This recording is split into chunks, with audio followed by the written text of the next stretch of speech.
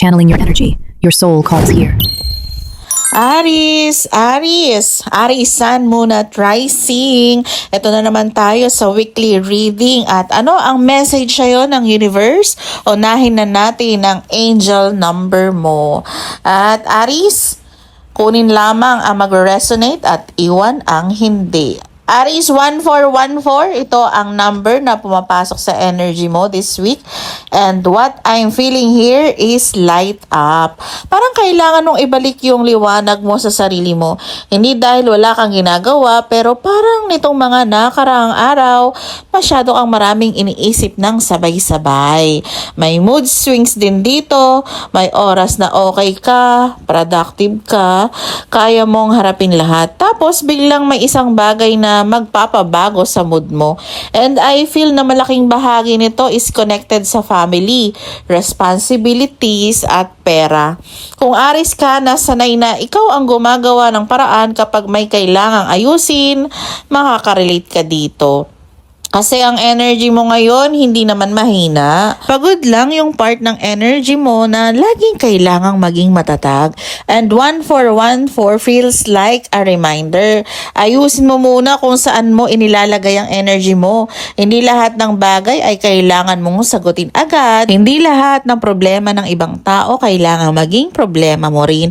At higit sa lahat, huwag mong kalimutan yung sarili mong needs habang inaasikaso mo yung pamilya. Sa family energy mo, may pakiramdam ako na may isang concern na matagal nang nasa isip mo.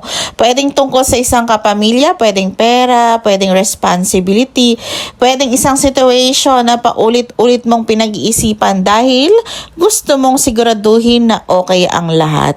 Pero ang interesting dito, Aries, hindi ko nakukuha na hopeless ang situation. Ang nakukuha ko is may tendency kang tingnan muna yung possible problem bago mo makita yung possible solution. Parang automatic sa isip mo na paano kung hindi sapat?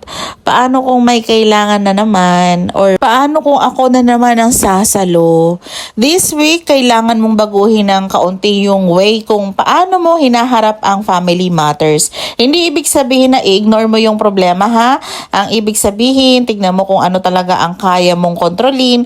Kung may family member na kailangan ng support according to your capacity. Kung may financial responsibility, gumawa ng malinaw na limit. Kung may bagay na hindi mo kayang ayusin para sa ibang tao, hindi ibig sabihin no na wala kang pagmamahal. May difference between helping someone and carrying their entire life on your shoulders. And Aries, malaking distinction yan para sa energy mo ngayon. Sa pera, very strong yung theme ng security. Parang mas conscious ka ngayon sa savings, expenses, bills, responsibilities, at kung saan napupunta ang pera. May part sa'yo na gustong mag-hold on. Ayaw mong gumastos ng walang dahilan. Ayaw mong mawala ng financial cushion. And honestly, that's not a bad instinct. Pero ang message dito, security should give you a peace, not constant fear. Kung may pera kang pinaghihirapan ngayon, protect it wisely. Aries, pagdating sa career at finances, mas malalim yung energy na nakukuha ko rito.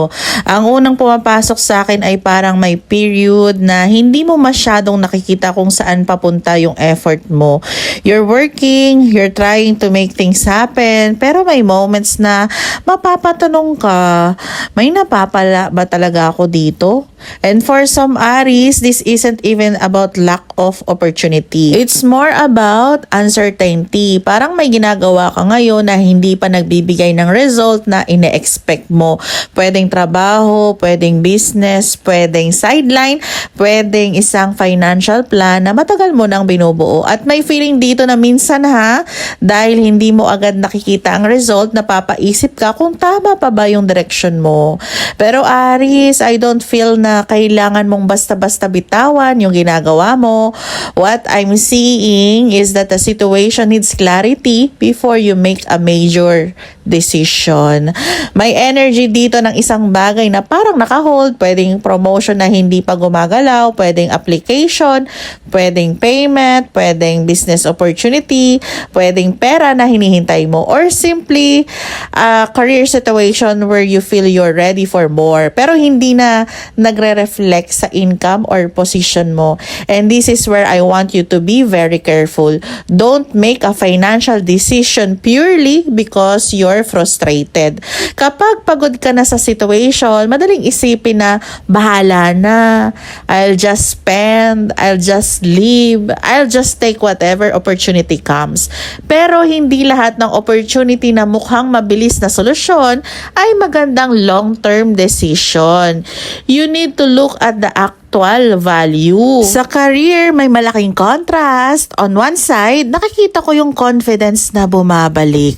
Parang may part sa'yo na matagal nang alam na mas kaya ko pa. And I agree with that energy. You may have been underestimating yourself because you've been looking at the current circumstances instead of looking at everything you've been already learned.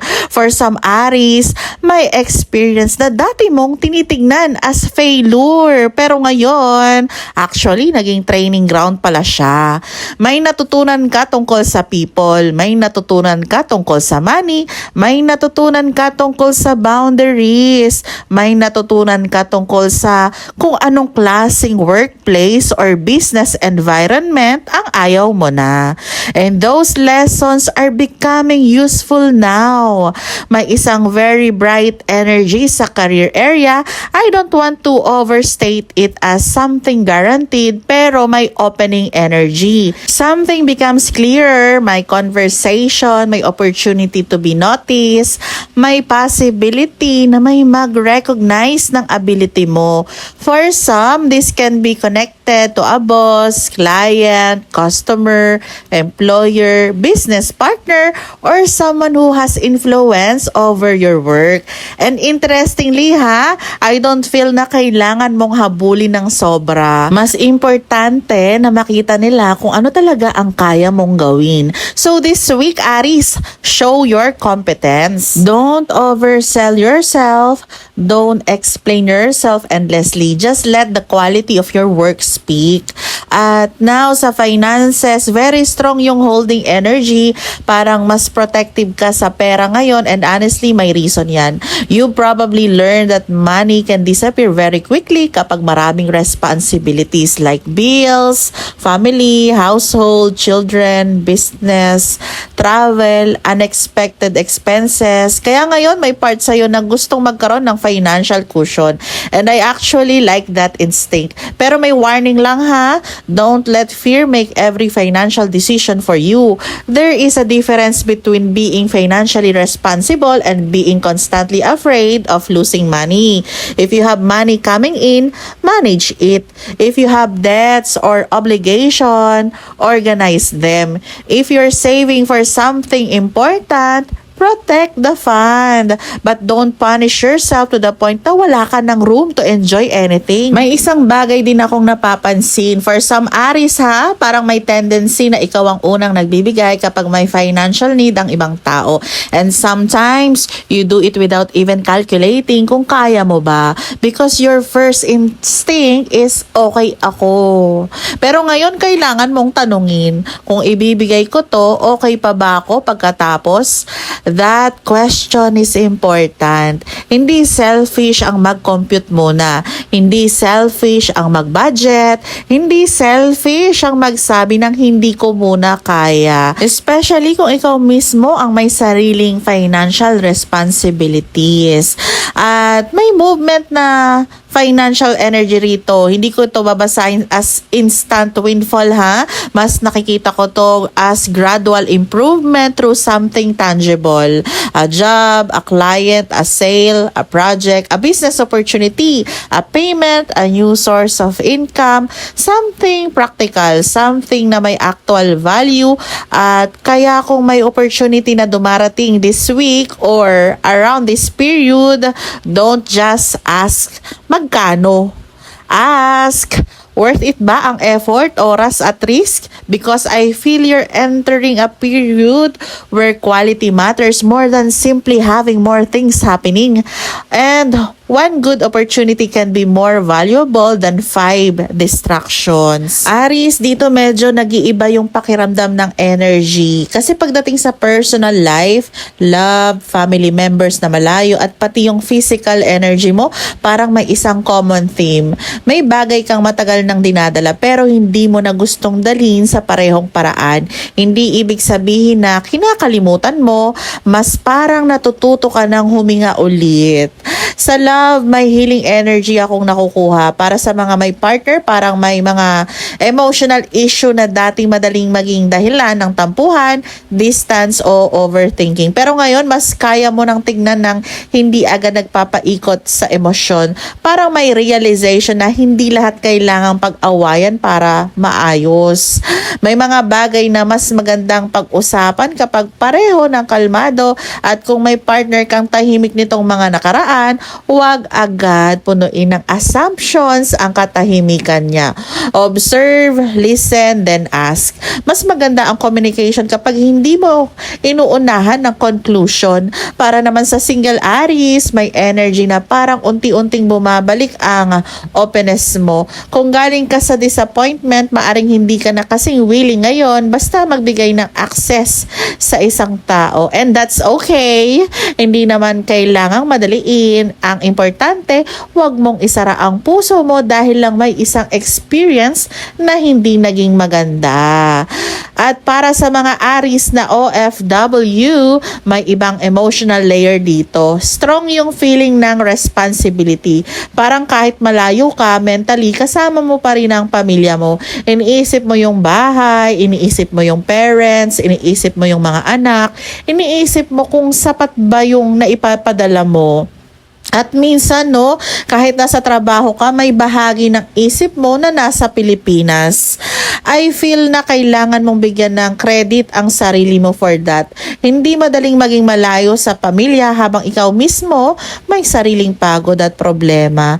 Pero may isang reminder, hindi porket nasa malayo ka, kailangang ikaw ang sumalo ng lahat.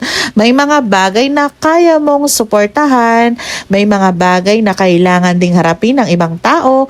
Huwag mong hayaang maging guilt ang dahilan kung bakit inuubos mo ang sarili mo. Kung may OFW Aries na may inaabangang contract, work arrangement, salary matter, renewal, or career decision, ang energy is very much about being practical and checking the details carefully. Huwag puro verbal promise. Basahin ang terms, alamin ang numbers, alamin ang responsibilities, at kung may decision involving ang malaking pera, huwag magdesisyon dahil lang pressured ka. Para sa mga senior Aries na nanonood, mas gentle yung message ko sa inyo. Parang may emphasis ng strength, dignity at stability. Kung matagal kang naging provider o ikaw yung sanay na nag-aasikaso ng pamilya, maaring dumating yung realization na hindi mo kailangang maging strong every single minute. Pwede kang humingi ng tulong, pwede kang magpahinga, pwede mong sabihin na ngayon sarili ko naman. At hindi ibig sabihin no na selfish ka. You have already given a lot. For seniors na may mga anak o kapamilya na malayo, may emotional connection pa rin kahit hindi pa laging physically present. Kaya kung may communication na kailangan, don't wait for a special occasion. Message them, call them, ask how they are. Sometimes the simplest conversation is the one that brings the most peace. Now, Aries, sa health and body energy naman, I want to be very careful with this part. Hindi ko ito gagawing diagnosis. Ang nakukuha ko is more about how your body may be asking for better care and recovery. Strong yung theme ng strength, pero hindi yung strength na kailangan mong tiisin lahat. Mas parang alagaan mo ang katawan na matagal nang nagdadala sa'yo. Yung lately kulang ka sa tulog, irregular ang pagkain, puro trabaho, puro stress, o halos wala ng personal time. Your body deserves attention, especially kapag paulit-ulit mong sinasabi na okay lang yan. Lilipas din yan. Pag may time na, ganon. Aries, don't always wait until you're completely exhausted before you take care of yourself. May emphasis din sa energy management. Observe your body. Kapag pagod, pahinga. Kapag kailangan mong kumain, kumain ng maayos. Kapag dehydrated, uminom ng tubig. Kapag kailangan mong gumalaw, gentle movement can be part of your routine. At kung may actual symptoms, persistent pain, unusual change, or anumang bagay na concern sa katawan mo, mas tama pa rin magpatingin sa healthcare professional kaysa umasa sa tarot reading para mag-diagnose. Tarot can be reflective, hindi nito napapalitan ng medical evaluation. May connection din akong nakukuha between emotional stress and physical exhaustion. Kapag maraming iniisip, minsan hindi mo napapansin na tense na pala ang katawan mo. You keep functioning, you keep working, you keep answering people, pero internally, depleted ka na. Kaya this week, pay attention sa signals ng katawan mo. Hindi kailangang dramatic. Sometimes, it's simply pagod ako.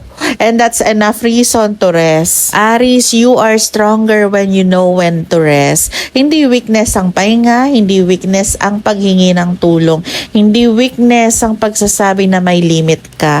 Sometimes, real strength is knowing exactly when to stop pushing and start restoring yourself.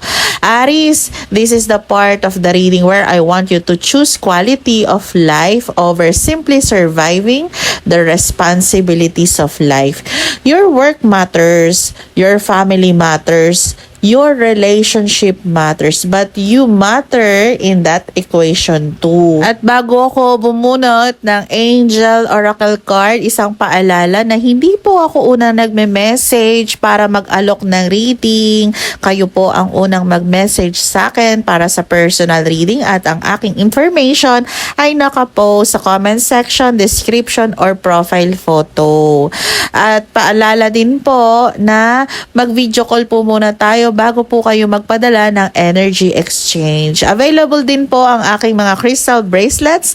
Cleanse and charge na rin siya to attract money, love, abundance, success, and protection bracelets. Basta mag-PM lang po kayo sa aking WhatsApp number. Kung mahilig po kayo sa astrology or birth chart, may isa po akong channel, Astro Luna Quest, Astrology and Birth Chart. Follow na lang po kung gusto nyo po ng ibang content bukod sa tarot readings. Reward yourself, Aries. Yan ang sinasabi ng mga angels mo. You've been giving a lot of yourself lately and it's time for you to receive. At alam mo kung ano yung feeling ko habang binabasa ko to? Yung message is parang may Aries dito na sanay na laging may kailangang gawin. May kailangang bayaran. Ayan. May kailangang asikasuhin. May kailangang tulungan. May kailangang patunayan. Kaya minsan, kapag may magandang nangyari sa'yo, ang una mong iniisip, okay, ano naman ang kailangan kong gawin next? Hindi mo muna na-enjoy hindi mo muna pinapahinga yung sarili mo. Kaya ang message ngayon is very simple. Tumanggap ka rin. Kung may nagawa kang maganda para sa sarili mo, acknowledge it. Kung may milestone kang naabot, celebrate it. Kung ilang buwan kang nagtiis at nakayanan mo, give yourself credit. Hindi kailangang malaking reward ha. Pwedeng isang magandang meal, pahinga, isang bagay na matagal mo nang gustong bilhin at kaya naman ng budget. A quiet day, a trip, time for yourself, or simply doing something that makes you feel like you again. Kasi yung balance ng giving at receiving, mahalaga yan para hindi maubos ang energy, mood, at motivation mo. And Aries, hindi mo kailangang hintayin na may ibang tao ang mag-reward sa'yo. Minsan ikaw mismo ang kailangang magsabi na, I deserve to enjoy what I work hard for. At hindi yan pagiging selfish. That's appreciation for yourself yourself. At may isa pa akong nararamdaman na message rito ha. Kung nitong mga nakakaraang panahon, parang puro responsibility ang buhay mo.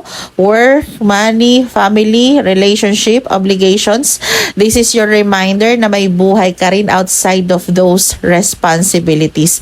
Mag-enjoy ka, tumawa ka, magpahinga ka, gawin mo yung hobby mo, maglaan ka ng oras sa mga taong nagpapagaan ng energy mo. And please, don't feel guilty every time you choose yourself in a healthy way because you cannot continuously pour from an empty space. Aries, kung may isang sentence kang dadalhin mula sa buong reading na to, ito yun. Hindi ko kailangang maubos para mapatunayan na mahalaga sa akin ang ibang tao. You can love, you can provide, you can work hard, you can be responsible. And at the same time, you can receive, you can rest, you can enjoy, you can reward yourself. That balance is important. Maraming salamat, Ari, sa pagstay at pakikinig sa reading na to. Salamat sa bawat isa na naglaan ng oras, nanonood, nagla-like, nagko-comment at nag-share ng readings ko. Nababasa ko rin ng mga marami sa inyong comments at sobrang na-appreciate ko yung mga nakakwento ng sariling experiences ninyo. Kung may bahagi ng reading na tumama sa current energy mo, kunin mo yung message na makakatulong sa'yo. At kung may hindi nag-resonate, okay lang din. Iwan mo lang. Hindi lahat ng message ay para sa lahat. Again, maraming salamat po. This is Astro Luna Quest. Hanggang sa muli.